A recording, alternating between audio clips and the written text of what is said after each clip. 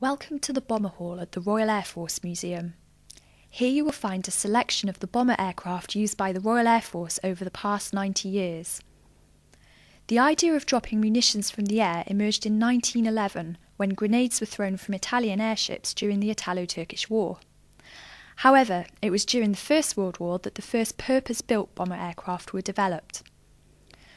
Early designs only had the range to attack targets on or just behind the battlefield, with small bomb loads dropped blindly. As the war progressed, aircraft and bombs became larger and proper bomb sights were designed. Two types of bomber emerged: smaller tactical bombers, like the BE-2B, that flew over the front lines, often in close cooperation with ground forces, and a new breed of larger, long-distance bomber that could operate against strategic targets in order to damage the enemy's war effort. The idea of strategic bombing remained popular after the war ended, with the belief that the bomber will always get through. With the formation of Bomber Command in 1936, bombing became integral to RAF strategy. Yet when the Second World War began in 1939, the RAF could not strike a decisive blow. The German Air Force had destroyed towns across Europe, but the RAF, even with modern bombers like the Vickers Wellington, could not match this. There were not enough aeroplanes, and their navigation technology was too crude to find the targets. Under the pressures of war, however, the technology of the heavy bomber expanded at an incredible rate, and four-engine bombers emerged, like the Avro Lancaster and Handley Page Halifax, which were able to carry 6 or more tons of bombs over vast distances.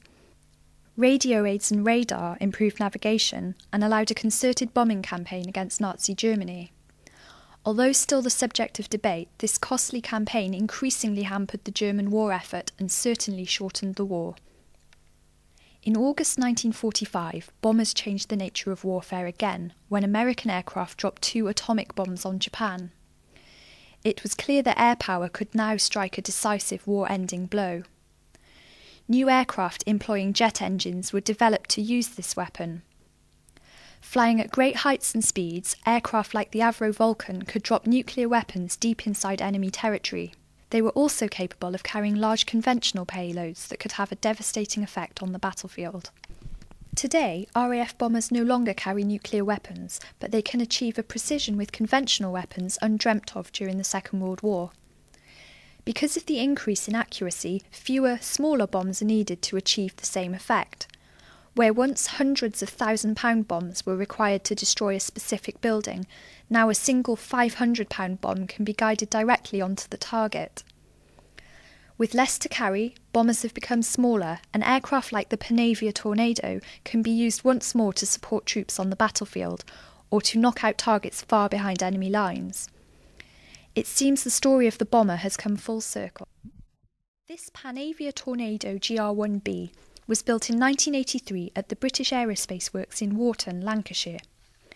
It served as part of the RAF's Gulf detachment during the First Gulf War, where it was nicknamed Bob after one of the characters from the Blackadder television series. Following the Gulf War, it served with 617 Squadron, the famous Dambuster Squadron. In fact, if you look at the markings on this aircraft, you can see several references to the dams raid that made the squadron famous. On the nose is the squadron badge showing a dam being hit by 3 thunderbolts. The name of Flight Lieutenant David Maltby is also painted just below the cockpit. Maltby. And pink is the limit of the German aircraft. So as you can see, the convoys can be routed virtually out of the German aircraft's range. But come the winter, it's a very different matter, because the ice has now come down to the brown line, so all that lot are under fire from the Luftwaffe, and we can't do anything to protect it. On top of that, U-boats. On top of that, this, a modern 42,000-ton German ship, tied up in a field in Norway, tied up against the cliff. And here, statues up in the trees, 2 rows of chopping the nets in the water, posing a threat to the convoys. But if she got out of the convoy, it's like putting a fox in a chicken, be murdered. And to stop that, we had to keep a force of battleships off Iceland, literally just going round and round and round, just in case the Turkish come in. We needed to use those battleships elsewhere. So the obvious thing, shoot the Turkish. But with all those things against it, not so easy. If you read that text, you'll see there are 11 attempts to sink the Turkish. Not just RAF bomber command, but the fleet armed with aircraft carriers, conventional submarines, miniature submarines, everything.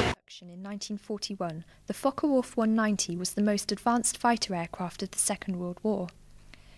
It remained a major threat to Allied bombers and fighters because of its high speed and manoeuvrability until the Spitfire 9 came into operational service. It is displayed in the Bomber Hall to highlight the dangers faced by bomber crews in their heavily laden aircraft and to reflect the considerable effort expended by the Luftwaffe in trying to stem the strategic air offensive.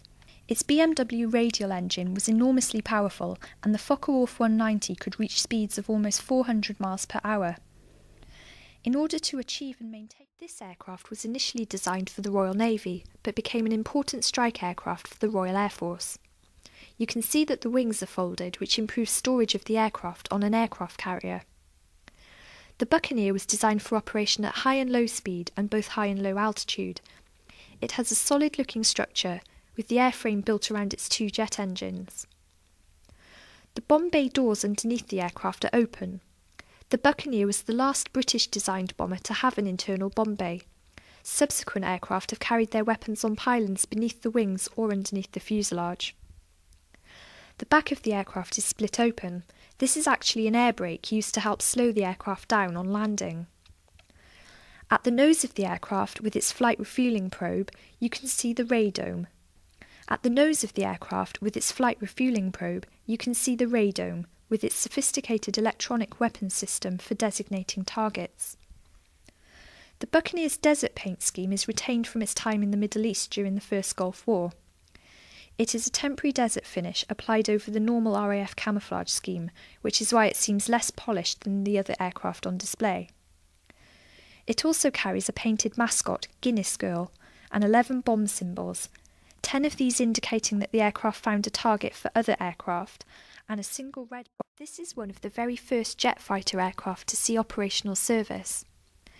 Designed and built towards the end of the war, it was a last-ditch attempt by the Luftwaffe to defeat the Allied bomber offensive. Known as the Volksjäger, or People's Fighter, the aircraft is made of wood and metal, and its most striking feature is the centre-mounted jet engine. This is a North American B-25J Mitchell, a twin-engine medium bomber.